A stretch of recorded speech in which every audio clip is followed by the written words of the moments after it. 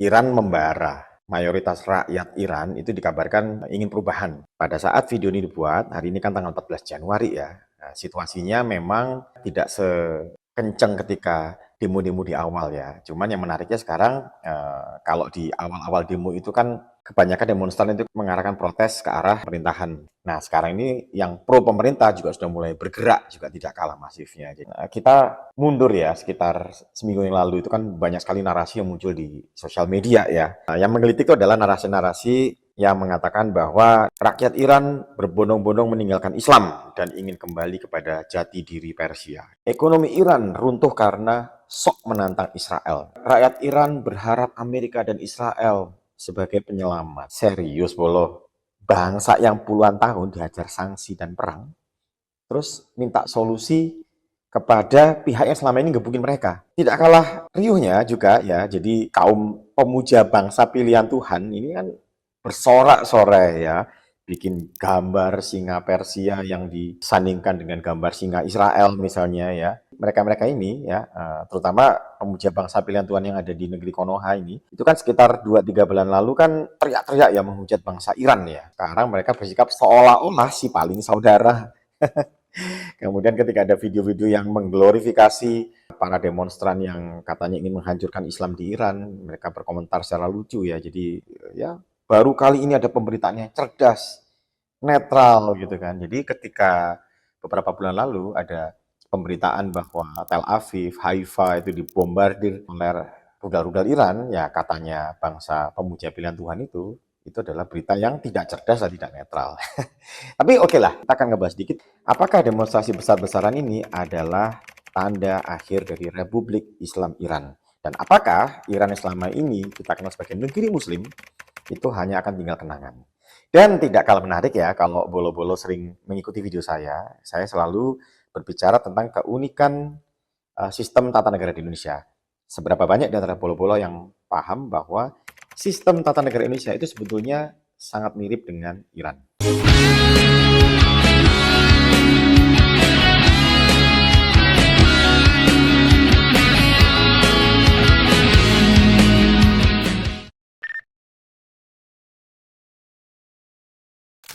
Baik, Bolo-Bolo, coba kita bedah ya, fakta by fakta. Ya. Buat mereka yang mengatakan bahwa ekonomi Iran itu runtuh karena berani menentang Israel.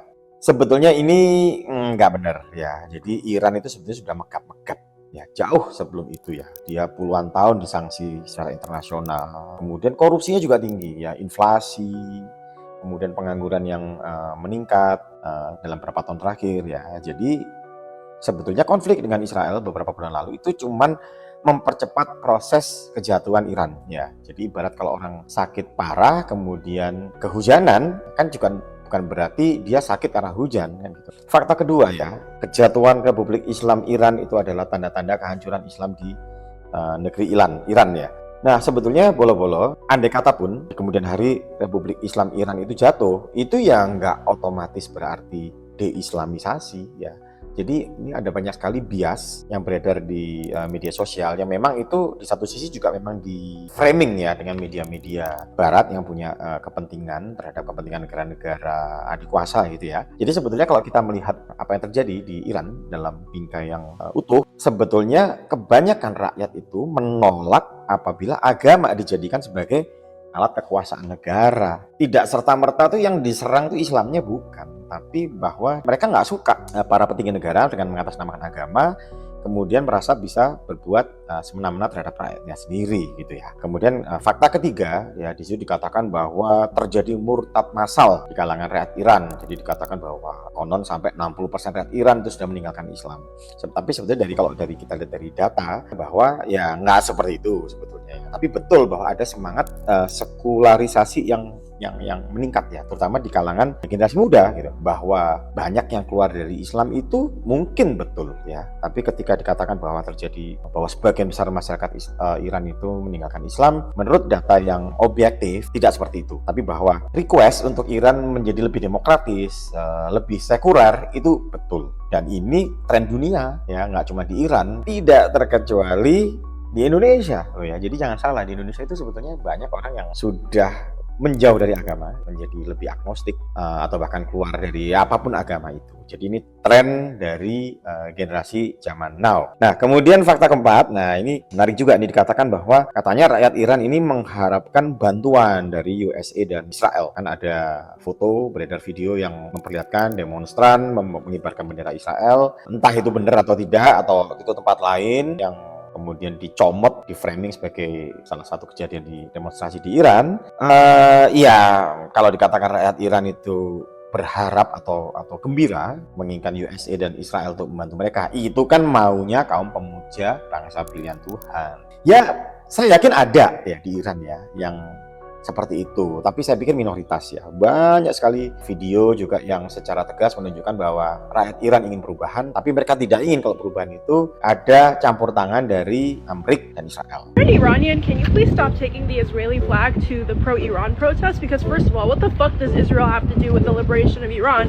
Tapi kalaupun ada yang ngepro nih sama Zionis itu ya bisa saja, dan itu lebih karena apa yang disebut secara psikologis ya, itu namanya negative partisanship, atau bisa dibilang enemy of my enemy fallacy. Ya, jadi artinya gini, mendukung suatu kalangan itu bukan karena kecintaan atau kebanggaan terhadap kalangan itu, tapi karena kebencian terhadap suatu kaum. Nah, jadi katakanlah gini, ini kan terjadi ya, saya sebut sebagai kalangan Iran kaget, yang kebanyakan mereka lari ke barat gitu kan. Itu memang terjadi ya. Jadi katakanlah mereka kan keluar dari Iran karena merasa bahwa mereka jengah ya dengan bagaimana para politisi menggunakan agama sebagai alat kekuasaan. Ya, kita tahu di beberapa tempat di Iran itu jadi yang namanya pemaksaan wanita harus berhijab misalnya, seperti itu. Nah, itu kan menimbulkan kebencian di kalangan orang-orang yang tidak suka ketika agama digunakan sebagai alat represif. Mereka akhirnya berkembang bahwa ketidaksenangan itu berubah menjadi kebencian terhadap Islam itu sendiri misalnya. Nah, menarik itu, saya baca beberapa komentar dari orang Iran ya. Orang Iran yang berada di Amerika, yang kebetulan mereka itu juga masih konservatif ya, masih memegang nilai agama, mereka mengatakan bahwa justru pihak yang paling sadis ya, nyinyir sama mereka itu justru kalangan dari Iran kaget itu tadi. Malah mereka mengatakan dari kalangan masyarakat barat ya tidak banyak yang istilahnya apa ya, julitin keislaman mereka. Atau sama mungkin kalau kita lihat di India ya, di India itu kan salah satu pendukung Israel ya, yang paling militan ya. Kalau orang-orang perindavan itu ngelihat foto tentara IDF yang cewek gitu ya, Israel woman, I love you so much. I want to marry Israel woman in life. Thank you so much. Please marry me, dear, bold and beautiful Israel woman. Thank you very much. Walaupun mereka juga dihina ya oleh orang si bangsa pilihan Tuhan ini tadi, ya tapi mereka tetap kekeh ngebela, ngejilat bangsa pilihan Tuhan itu. Karena apa? Karena mereka sangat benci dengan umat Islam yang ada di India.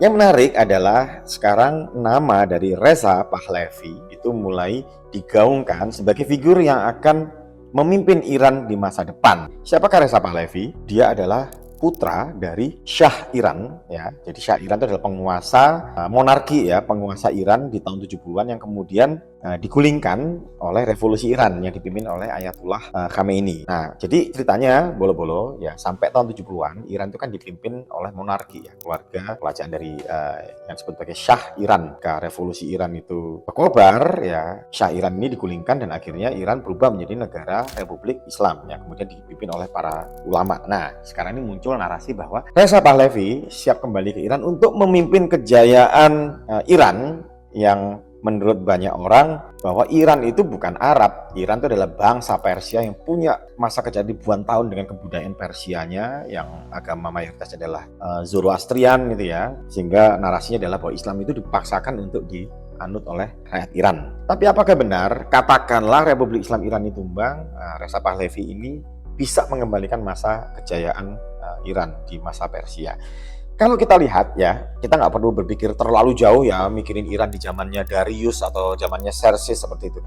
Ya kita lihat aja track record keluarganya dari Reza Pahlavi ya, track record dari bokapnya dia, abahnya dia ya, yang terjadi di tahun 70-an ya, yang akhirnya melahirkan pemberontakan besar-besaran dari rakyat Iran. Itu adalah gaya hidup dari keluarga monarki Shah Iran yang sangat hedon, korup. Itu adalah kehidupan diwarnai dengan berbagai pertunjukan pesta dan jamuan mewah internasional ya, dengan tema-tema eksentrik. Biasa itu Shah Iran pada saat itu mengundang ratusan tamu diplomatik, selebritis, bikin pesta yang berhari-hari. Sementara sebagian besar rakyat Iran itu hidupnya miskin. Ya jadi di Iran pada saat itu, di Teheran itu gedung-gedung mewah itu berdiri, mobil Rolls Royce berseliweran ya, tapi rakyatnya sehari-hari kesulitan membeli beras. Ini adalah sebuah kontras yang membuat banyak rakyat Iran menjadi muak. Nah, bahkan gilanya lagi ya, Shah Iran itu menggunakan uang negara untuk membuat taman hiburan pribadi ya, bikin semacam dufannya khusus untuk keluarga mereka ya, kemudian membangun resor-resor mewah di padang pasir.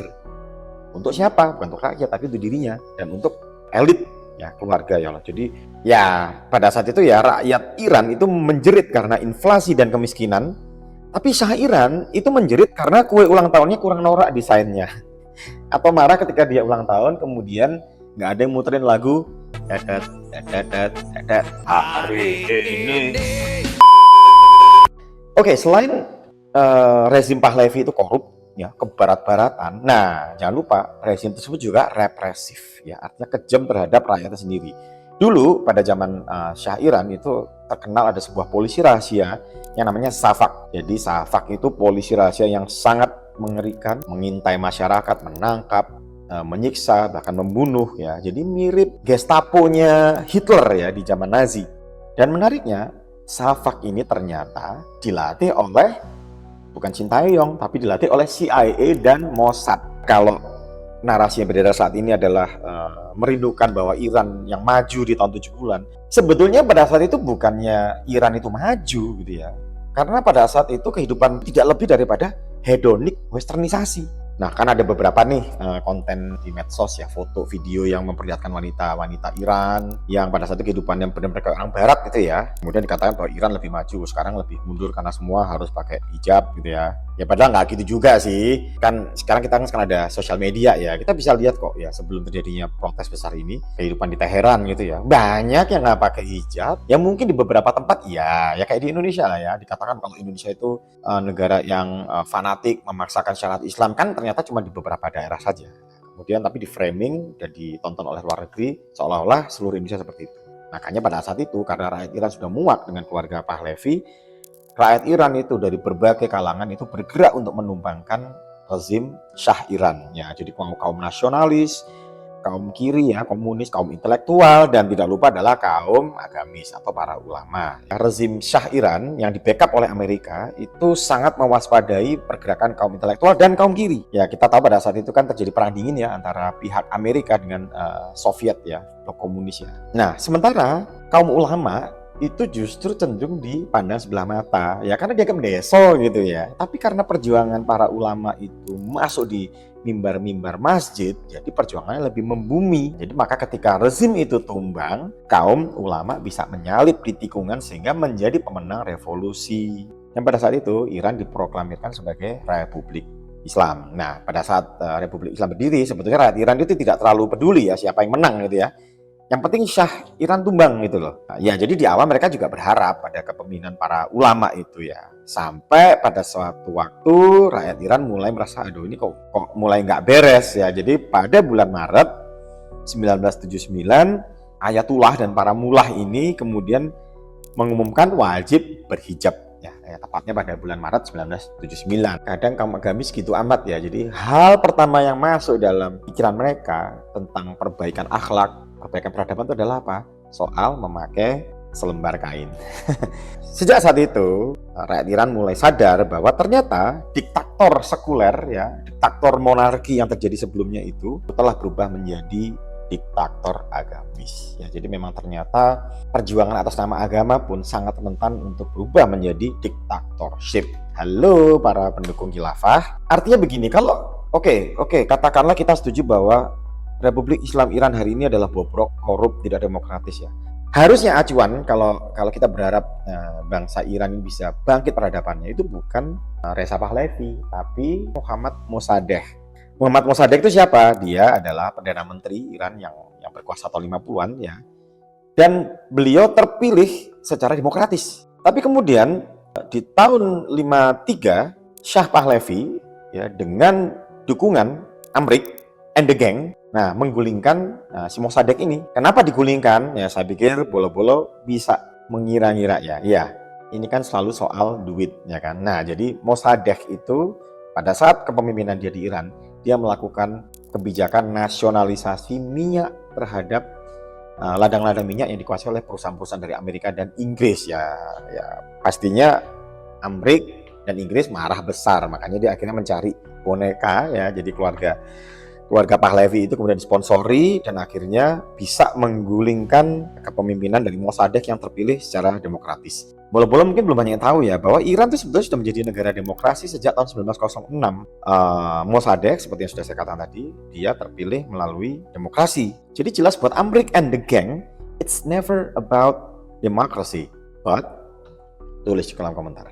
Nah, jadi sekali lagi kalau orang Iran ya bernostalgia tentang masa Iran yang bermartabat, harusnya acuannya adalah Mossadegh. Ya, jadi bukannya dinasti Pahlavi yang sekarang resa Pahlavinya aja bertahun-tahun hidup nyaman di Amrik. Ya kalau dia pejuang datang dan ke Iran ya kan, berjuang dari situ. Oke, kita sekarang tiba pada chapter yang berikut ini ya, blueprint dari gagasan besar yang selalu disampaikan oleh Mas Wim di channel ini. Sadar nggak bahwa yang namanya Iran dan juga China itu sama-sama punya satu kesamaan yang unik dalam hal tata negara. Saya selalu berkali-kali menyatakan bahwa konsep tata negara Indonesia itu unik, tidak benar-benar sama dengan demokrasi ala Barat yang kebanyakan dianut oleh negara-negara di dunia. Nah, tahu nggak apa kesamaan dari Indonesia, Iran, dan China? Ternyata ketiga negara ini punya kekuasaan yang berada di atas trias politika. Nah, bolo-bolo ya, trias politika ya, kalau yang belum paham, trias politika itu adalah pemisahan kekuasaan menjadi tiga. Ya, ada legislatif, ada eksekutif, ada yudikatif. Legislatif itu siapa? Kalau di negara kita DPR. Fungsinya membuat undang-undang dan mengawasi jalannya pemerintahan. Eksekutif. Eksekutif itu siapa? Kalau di negara kita, ya presiden, kepala daerah. Dan apa itu yudikatif? Yudikatif adalah kekuasaan dalam hal kehakiman ya, Mahkamah Agung, Mahkamah Konstitusi. Itu adalah pakem dari demokrasi modern ya yang dicetuskan oleh Montesquieu dari Prancis dan kemudian menjadi role model dari negara-negara demokrasi. Menariknya, sering saya sampaikan di channel ini bahwa Indonesia itu seharusnya tidak menganut trias politika, tapi tetras politika. Karena apa? Karena di atas legislatif, di atas eksekutif, di atas yudikatif ada MPR sebagai lembaga kekuasaan tertinggi. Nah, kalau di dalam konsep Undang-Undang 45 yang asli, MPR ini sebetulnya yang mengangkat presiden, kemudian menetapkan namanya GBHN. Jadi Indonesia ini mau dibawa kemana dalam 5 tahun ke depan, itu yang menentukan MPR. Presiden hanya diberikan mandat untuk menjalankan yang namanya GBHN. Di zaman dulu, presiden itu disebut sebagai mandataris MPR. Nah, kalau di Indonesia, kekuasaan tertinggi itu dipegang oleh MPR, ya dalam konsep Indonesia asli ya, bukan Indonesia yang hari ini ya. Kemudian samanya dari mana kalau Iran sama China? Nah, jadi di China itu ada yang lebih tinggi daripada pemerintah, yaitu apa? PKC, Partai Komunis Cina. Gitu. Nah, kalau di Iran ada yang lebih tinggi dari presiden, dari DPR-nya Iran, yaitu apa? Ayatullah, mullah ya. Jadi kalau bolo-bolo agak bingung ya, Iran ini siapa sih pemimpinnya? Ayatullah atau presiden ya. Jadi yang benar adalah Ayatullah itu merupakan supreme leader di Iran ya. Ayatullah itu yang memimpin para ulama di Iran. Dia sebagai pimpinan tertinggi ya. Jadi sekali lagi, Indonesia, Iran, dan China itu tidak menganut trias politika tapi tetras politika, karena di atas tiga lembaga tinggi negara itu ada lembaga yang tertinggi, dan Indonesia itu namanya MPR yang sejak 2002 amandemen itu sudah dikebiri oleh para pejabat negara, para politisi kita yang merasa sangat pintar dan sangat ngerti demokrasi. Indonesia ini bukannya kekurangan gagasan demokrasi ya, tapi mabok demokrasi karena kita tidak paham desain politik kita sendiri. Kita sibuk dengan teori-teori demokrasi ala Barat sampai lupa baca sejarah kita sendiri. Dan ini sayangnya politisi dan akademisi ikut-ikutan, mereka merasa paling gagah kalau sudah bawa istilah-istilah Barat yang ujung-ujungnya cuman membela kepentingan ego golongan sendiri ya. Jadi jarang sekali yang berpikir bahwa sistem politik kita sudah waktunya diperbaiki. Baiklah bolo-bolo, jadi apa yang terjadi pada Iran hari ini sangat mungkin terjadi di Indonesia ke depan. Karena semua gejala itu kita alami saat ini ya.